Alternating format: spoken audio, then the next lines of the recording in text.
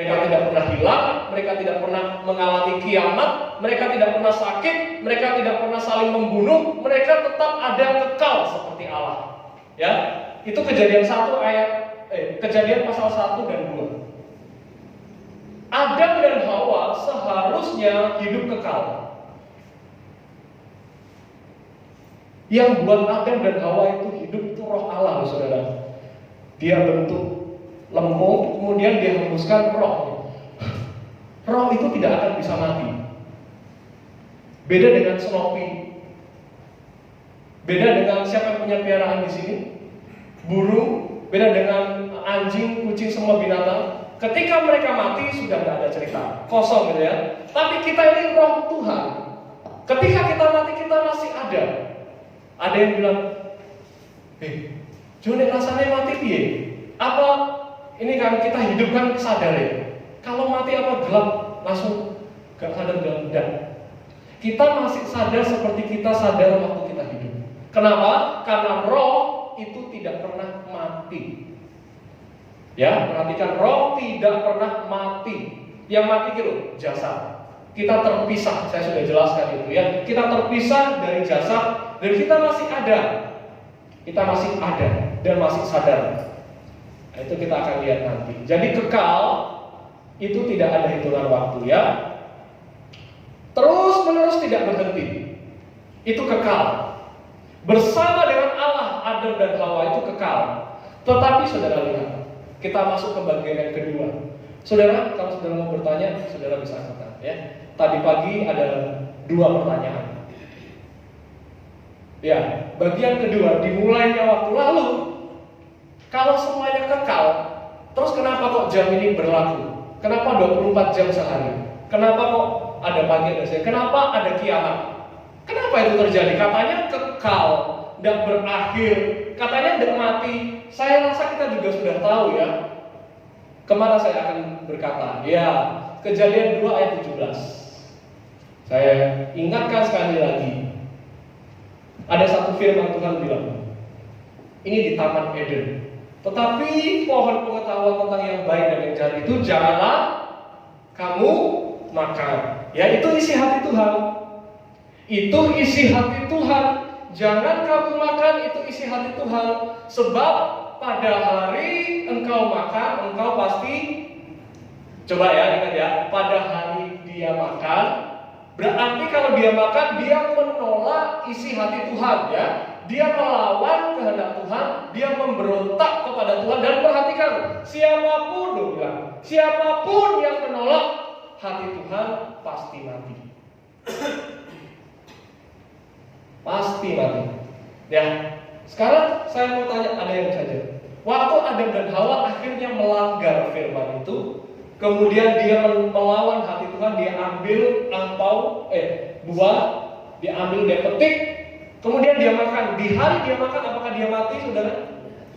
Tidak. Semua sudah tahu, saudara. Tetapi perdebatannya itu begini. Katanya mati, berarti Tuhan tidak benar.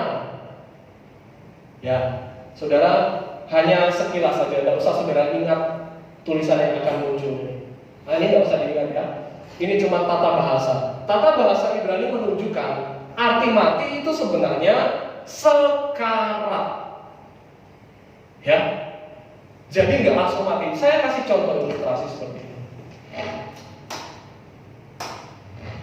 Tuhan bilang, jangan kamu makan, karena pada hari kamu makan, kamu pasti mati. Sebab, saudara ingat ya, sumber hidup itu Tuhan, betul ya? Sumber hidup itu Tuhan. Melawan Tuhan berarti memisahkan diri dari Tuhan. Maka firman ini bisa saya ilustrasikan seperti ini. Kalau Tuhan bilang, jangan kamu makan, karena pada hari kamu makan, kamu pasti mati. Saya bisa bilang seperti ini. Ini kipas, kalau mau tetap hidup, jangan kamu cabut kabelnya, sebab kalau kamu cabut kabelnya, kipas ini akan mati. Itu kira-kira sama dengan ayatnya. Pada waktu kamu cabut, kipas ini akan mati. Saya mau tanya, ketika Adam dan Hawa mengambil berbuah, ketika saya mencabut kabelnya, apakah balik-baliknya langsung mati atau masih berputar? Masih berputar. Masih berputar. Tetapi pelan-pelan dan seperti itulah Kejadian 2 ayat 17.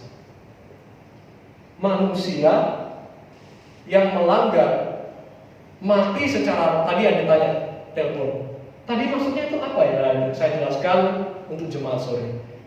Mati secara rohani, terpisah dari sumber hidup. Tetapi ingat, seperti kipas yang tidak langsung mati balik-baliknya ketika saya cabut kabelnya, demikian juga Adam dan Hawa tidak langsung mati, tetapi pasti mati. Betul ya? Ada matinya kan? Ada matinya. Seharusnya Adam tidak mati. Hidup dalam kekekalan, selalu hidup dan selalu hidup.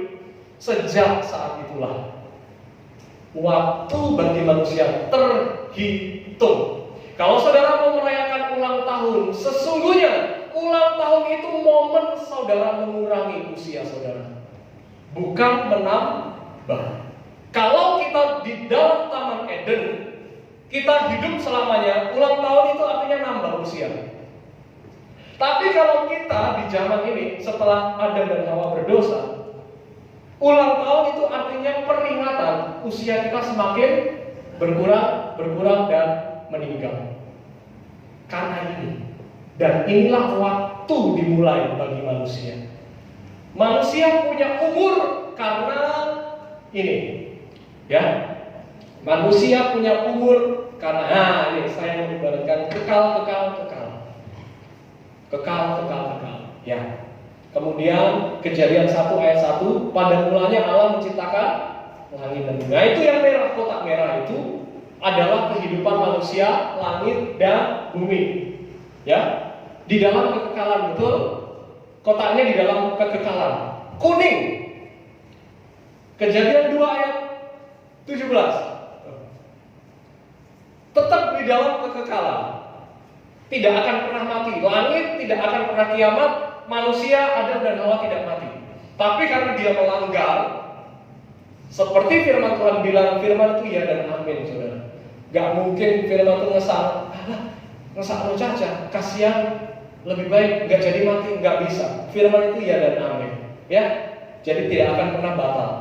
Nah, Kejadian pasal 3 ayat 17, akhirnya Adam dan Hawa mengambil sesama dengan mencabut dirinya dari sumber hidup.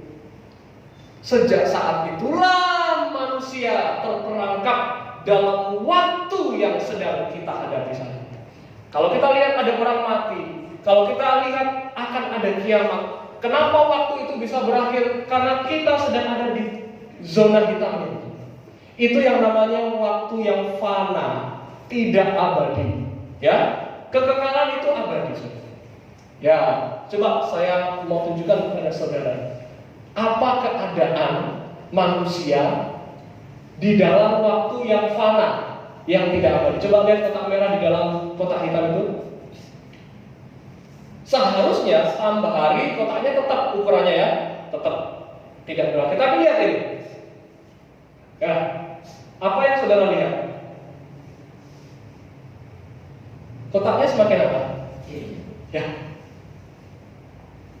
semakin kecil. Seperti putaran ini yang kencang, semakin pelan dan habis. Sebab apa? Sebab manusia memilih untuk melawan Allah. Tidak ada satu konsekuensi selain mati. Dan ini kita di dalam dunia yang fana. Kita ada di dalam kotak hitam itu. Kalau selama ini kita berdoa kepada siapa? Kita berdoa kepada orang, kepada pribadi yang ada di kotak, di zona kuning, kekal. Di zona kuning, dia tahu masa depan kita, tetapi kita tidak tahu karena kita terperangkap dalam dunia yang fana. Sampai sini saudara paham? Kalau saya teruskan ya, ini yang disebut waktu yang fana. Nah, saudara, saya harus pakai istilah ini. Ini Rasul Paulus yang pakai. Paulus bilang zaman di mana manusia hidup setelah Adam dan Hawa berdosa, Paulus bilang sebagai aion. Aion itu apa? Aion itu masa waktu yang terbatas. Seharusnya kan tidak terbatas. Urip selami laminyo, tapi karena jatuh dalam dosa akhirnya kita terperangkap dalam ruang. Makanya ada namanya space time, ruang waktu. Kenapa waktu ada ruang? Karena kalau kita keluar dari ruang waktu, waktu tidak berlaku. Tahu maksudnya? Kenapa kok ada ruang waktu? Berarti waktu itu di dalam ruang waktu. Jadi kalau di luar ruangannya ruang waktu, waktu itu tidak berlaku. Selama-lamanya hidup, gak mati, gak sakit, gak capek. Tetapi karena kita di dalam ruang waktu, kita harus tunduk pada aion. Ya, kita lihat apa yang terjadi. Manusia yang terperangkap dalam waktu yang fana. Pertama, manusia bisa mati, itu tentu ya, tentu. Kemudian manusia bisa sakit. Saudara, ini buku Biblikomedik, hubungan antara kesehatan, dunia kesehatan dengan Alkitab. Bagus sekali bukunya, yang menulis adalah Adik Wijaya. Dan dia bilang, salah satu penyebab dosa bukan hanya manusia jadi jahat, tapi sel-selnya rusak. Dan itulah kenapa manusia bisa sakit. Seharusnya mikrobiologi, mikro ya saudara ya, makhluk mikro itu sempurna Tuhan ciptakan. Tapi karena jatuh dalam dosa, mikro itu mengalami kerusakan. Kalau mikronya rusak, muncul yang namanya virus, bakteri, sakit. Kenapa? Mikronya sudah rusak. Mikroba sebenarnya. Makhluk hidup yang kecil. Dan dia ada di mana-mana termasuk dalam tubuh kita. Nah, menurut buku ini, saudara, sejak manusia jatuh, mikroba itu bermutasi. Bermutasi itu begini, saudara. Awalnya apik, rusak, dan dialet. Saudara motor bagus, dipretelin, ya, suaranya bagus, membisikkan kan? Nah itulah mikroba itu rusak, muncul virus. Bahkan kalau saudara pelajari, virus corona itu bermutasi. Bermutasi itu apa? Makin pinter. Tentunya saya tidak punya kapasitas, saya bukan dokter, saya hanya baca sumber kesehatan. Virus corona makin pinter. Pinter apa? Untuk jahat. Katanya dulu di Cina yang virus itu hanya mengenai orang-orang yang tua. Tetapi ternyata ketika pindah ke Indonesia, virus itu bermutasi bisa mengenai bayi. Bahkan di Amerika kucing kena corona. Di Tanzania pepaya kena corona katanya. Itu presidennya yang ngomongnya. Saudara tahu nggak videonya? Presiden Tanzania bilang pepaya kena corona. Ya itu nggak tahu urusannya dia dengan Tuhan. Pepaya kena corona. Kenapa? Rusak akibat dosa. Di dalam waktu yang fananya rusak. Saudara, Tuhan tidak pernah melahirkan manusia cacat. Ya, saya bisa bilang cacat di sini karena saya di sini semuanya sempurna. Tapi mohon maaf kalau direkaman di video, kalau ada yang lihat, kemudian ada yang kurang baik fisiknya, mohon maaf. Jadi maksud saya seperti ini. Tuhan itu tidak pernah menciptakan fisik yang tidak sempurna. Selalu ada tangan. Tapi kenapa kita melihat Down syndrome, orang kayak ideal, dolak-dolok, kayak seperti itu. Kenapa ada seperti itu? Kenapa ada orang lahir tidak ada tangan? Kenapa cacat? Menurut buku ini ya saudara, ini ada penelitian Alkitab dan medis dijadikan satu. Kerusakan gen itu terjadi karena dosa sudah masuk di dalam manusia. Bahkan gen itu yang membuat kita itu yang copy kita, copy paste. Jadi papa mama ada saya nanti ada anak saya nanti ada. Gen itu bisa rusak karena dosa.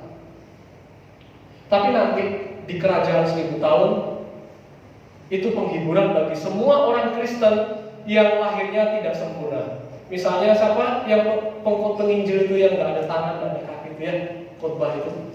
Ya. Dia waktu dia meninggal, kalau dia percaya Yesus di kerajaan 1000 tahun, dia punya tangan dan kaki. Semuanya sempurna. Amin. Tapi kita jangan dulu bahas ujung. Kita masih bahas di sini. Hari ini kita bahas ini. Nanti ini waktunya sini terus sampai di kiamat. Ya. Jadi ini awal waktu dimulai, ini akhir waktu selesai. Ya. Saudara lihat. Binatang bisa buas. Ya memang karnivora, singa ya makanannya rusak. Enggak. Alkitab bilang bahkan singa pun seharusnya tidak makan binatang, tidak bunuh. Ya, selamat datang Menteri Kesehatan. Ya. Ya, binatang tidak bisa saling membunuh. Termasuk singa. Kalau saudara baca di kitab-kitab nubuatan Nabi, di kerajaan 1000 tahun nanti, saudara akan ketemu bayi-bayi, anak-anak mainan sama singa, serigala dan dimakan. Kenapa? Sudah dipulihkan sama Tuhan. Tapi kita masih di sini. Singa bisa puas, bahkan anjing bisa puas. Ya, kita lihat lagi, alam bisa keluarkan semak, duri, tanah tertutup sejak Kejadian pasal 3 tadi. Jadi tidak ada tanah suci, amin. Ya, tidak ada tanah suci. Kalau saudara baca Kejadian pasal 3, karena engkau melanggar perintahku, terkutuklah tanah olehmu. Ya, jadi tanah di bumi di mana saudara bekerja terkutuk. Tidak ada tanah suci. Tanah suci itu tidak ada. Ya, semuanya terkutuk. Buktinya orang bekerja di atas bumi itu pasti berkeringat, bekerja keras, berpeluh, ngoyo. Kenapa? Dosa masuk. Ya, kita tidak membahas dosa, kita bahas waktu. Ya, jadi saudara, kita satukan pemahaman. Dimulainya waktu adalah ketika dosa masuk ke dalam dunia, ya. Jadi sebelum dosa itu ada, waktu itu kekal. Langit, bumi, Adam, Hawa itu kekal. Nah, sejak dosa itu masuk, ibaratkan saya mencabut, melawan kehendak Allah, saya lepaskan diri dari sumber hidup itu, maka dosa mulai menjebak kita dalam waktu yang namanya apa? Aion. Waktu yang fana, waktu yang tidak abadi, waktu yang punya akhir, ya, terhitung terbatas. Nah, Rasul Paulus menyebut waktu yang fana ini sebagai aion, terpisah dari kekekalan. Inilah di mana kita hidup. Ini di mana kita lahir. Ya. Inilah. Ya, saudara, coba kita lihat Efesus pasal 2 itu. Tidak akan lama lagi. Kamu hidup di dalamnya. Perhatikan katanya itu apa? Itu aion yang jahat. Kamu hidup di dalam waktu yang jahat. Dari kapan? Dari kamu lahir, bekerja sampai mati. Kamu hidup di dalam waktu yang jahat. Aion. Nah, coba lihat. Karena kamu mengikuti jalan dunia ini. Kalau di dalam Alkitab saudara ditulis jalan, betul ya? Tapi kalau dalam bahasa aslinya itu bukan jalan sebenarnya. Aion, waktu. Karena kamu berada di dalam waktu aion yang jahat ini loh, fana, waktu yang fana. Kamu mentaati penguasa kerajaan angkasa. Nah, saudara perlu tahu ini, saudara. Waktu di mana kita hidup ini, penguasanya itu siapa? Iblis. Ya. Kenapa ramalan itu kadang benar?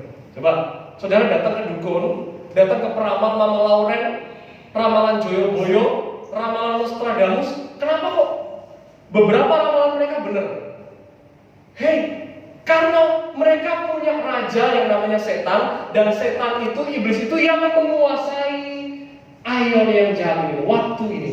Tetapi lihat, mereka tidak bisa meramalkan kekekalan, saudara. Tidak akan bisa. Tanya semua dukun pinter, peramal pinter, tanya semua peramal, bisakah mereka melihat ke depan, menembus ruang waktu ini, melihat kekekalan? Gak bisa. Yang mereka lihat cuma di sini, saudara. Ya, di area yang sudah dikuasai oleh si jahat, dikandani setan. Ingat, iblis penguasa. Semuanya ini ada ayatnya, saudara. Dan saya buat-buat, saudara bisa baca sendiri nanti di lembaran yang akan saudara terima ya. Tempat tinggal kuasa gelap. Beberapa di sini mungkin tahu bahwa tempat angker itu kadang ada penunggunya. Laut ada penunggunya, hutan ada penunggunya, gunung ada penunggunya. Ya. Rumah kosong ada penunggunya. Saya bilang, ya. Kenapa? Tuhan izinkan itu di dalam dunia yang fana. Ingat, ini dunia yang jahat. Mereka diberi kuasa. Ingat, sekalipun mereka penguasa di dunia, kekuasaan mereka itu diberikan Tuhan. Kalau Tuhan tidak izinkan, mereka tidak akan bisa berkuasa. Sayangnya kita menyembah Tuhan yang memberi mereka kuasa. Jadi kita punya Tuhan yang lebih berkuasa daripada setan yang menguasai dunia. Amin. Nah itu hebatnya kita. Kita menyembah Tuhan yang menguasai mereka.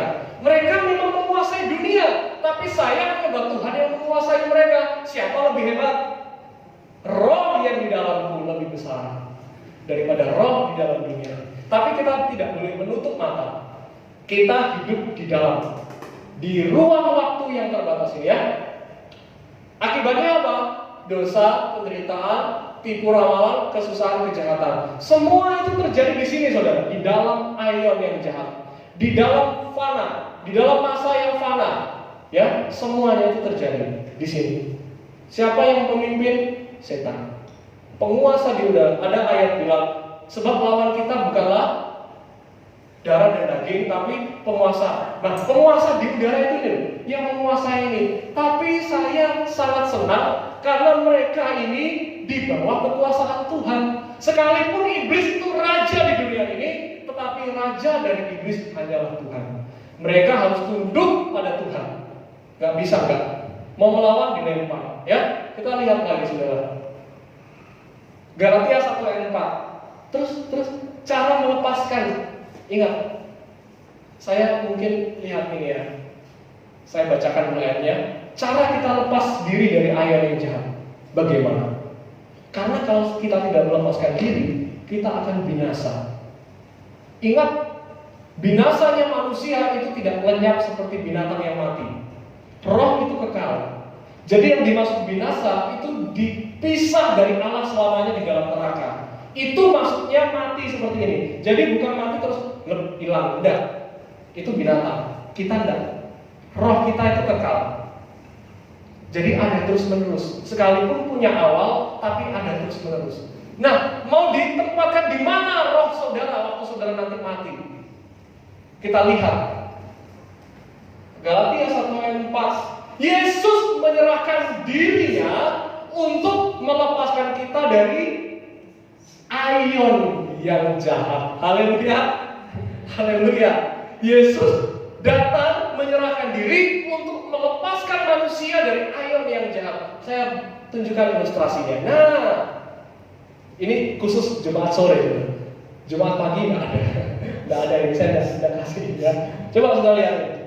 Mungkin dua minggu lagi saya ulangi untuk Jumat pagi. Nah, ini kekekalan ya, kita sudah tahu gambar ini.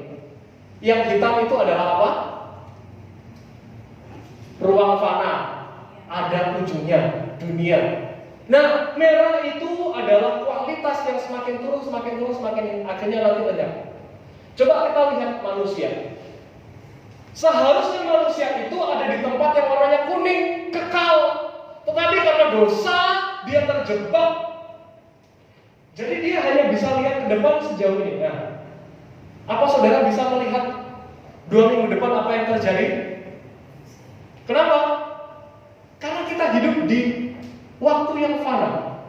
Kalau kita pindah ke kekalan, kita bisa lihat ke depan, saudara. Bisa melihat menembus, bisa. Tapi karena kita hidup di waktu yang jahat seperti ini, kita cuma bisa lihat di depan kita, tidak bisa lihat jauh. Oke ya, kita lihat perjalanan manusia.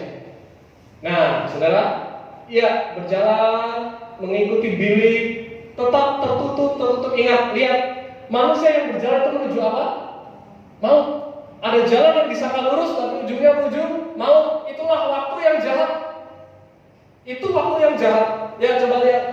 Nah, terus berjalan. Lalu bagaimana cara manusia supaya lepas dari aion yang jahat? Tuhan bilang dalam Galatia 1 ayat 4, Yesus datang keluar dari tempat yang kekal, masuk ke dalam tempat yang fana untuk melepaskan kita dari ion yang jahat.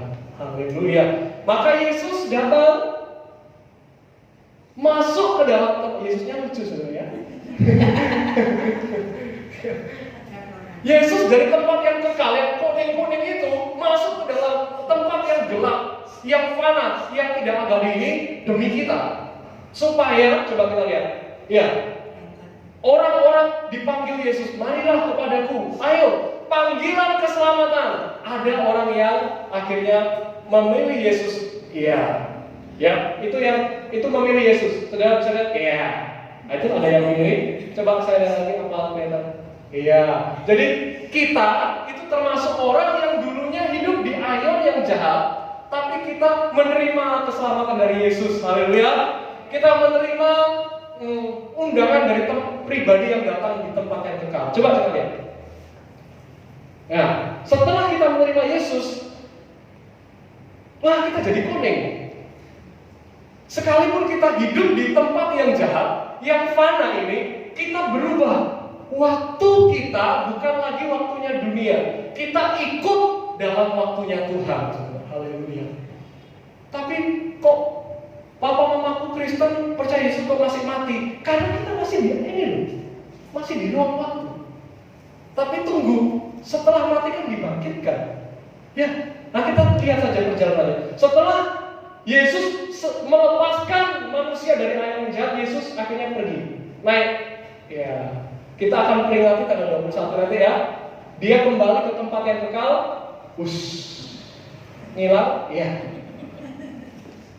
Muncullah gereja warna kuning. Manusia yang warna kuning itu manusia yang hidup di dalam kekekalan Tuhan. Sekalipun kita masih di dalam dunia yang fana, ya. Oke, kita lihat. Nah, keduanya tetap berjalan di ion yang jahat. Jadi saudara, sekalipun saudara alami sakit, alami penderitaan, saudara disakiti, saudara mungkin sekalipun saudara mengalami sesuatu yang tidak baik, ingat saudara sudah dipindahkan ke dalam waktunya Tuhan. Ya, sekalipun kita di dunia ini loh, sengsara, sakit, nangis, apapun, ingat setiap orang percaya sudah dipindahkan dari ion yang jahat ke dalam kekekalan. Haleluya. Kita lihat perjalanannya ya. Nah, terus ini nanti akan berakhir. Ini nanti manusianya kesini ya. Waktu itu akan berakhir seperti ini.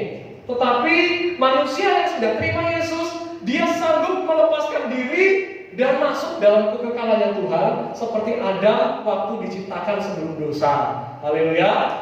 Ya, saya harap gambaran ini cukup mempermudah saudara untuk memahami materi ini. Ya. Kemudian orang yang tidak terima Yesus, dia akan berjalan menuju maut. Seperti kipas ini mati dan akhirnya lenyap. Lenyapnya itu nggak lenyap bilang gitu kok enak. Lenyapnya itu disiksa di dalam neraka. Terpisah dari Tuhan.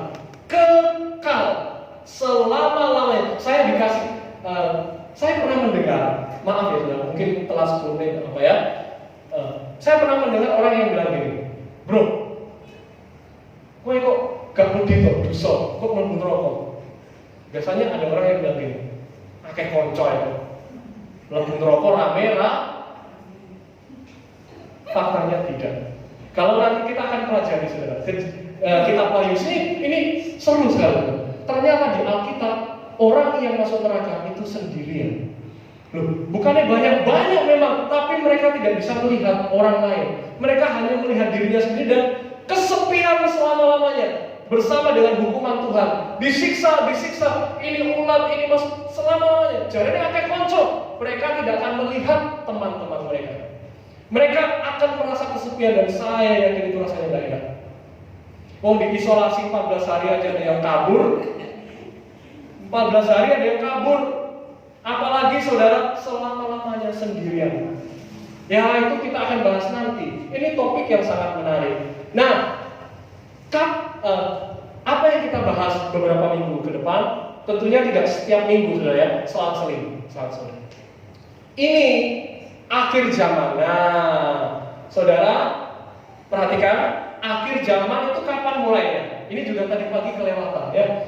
Akhir zaman itu mulainya kapan? Mulainya saat Yesus naik.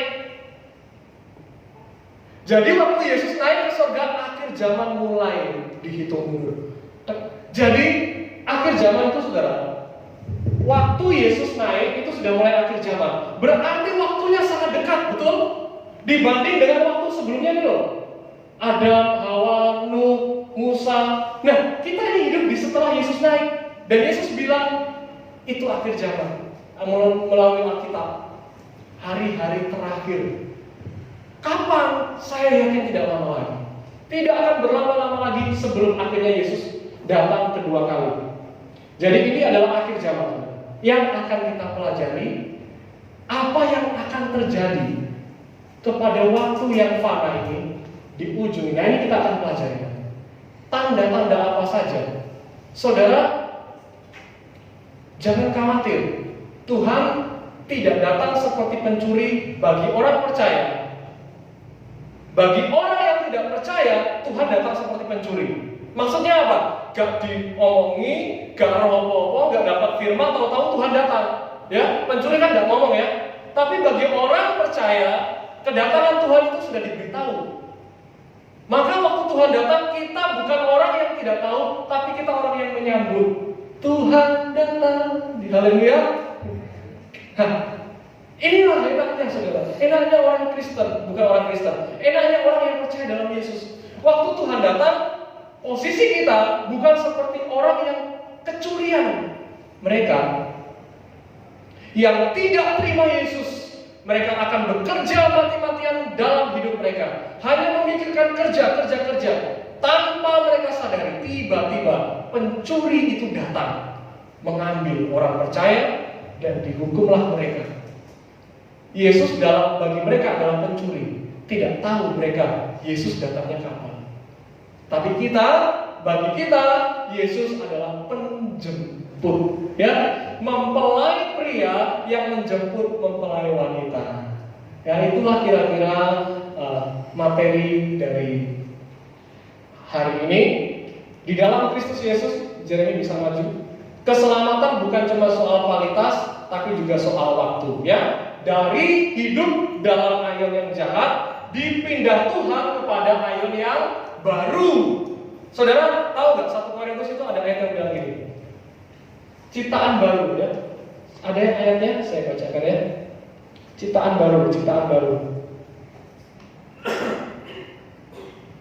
Ya, 2 Korintus 5 ayat 17. Jadi siapa yang ada di dalam Kristus, ia adalah ciptaan baru. Yang lama sudah berlalu dan yang baru sudah. Nah, ciptaan baru itu maksudnya apa toh? Ini seperti Adam dan Hawa sebelum jatuh dalam dosa, demikianlah keadaan kita di dalam Kristus. Kita masuk waktunya Tuhan dan terlepas dari waktu yang jahat. Haleluya. Biarlah firman ini menguatkan saudara. Terus kapan virus corona ini dibahas? Tunggu dulu ya. Saudara, ada satu pertanyaan yang saya melewatkan. Tadi pagi saya lupa juga.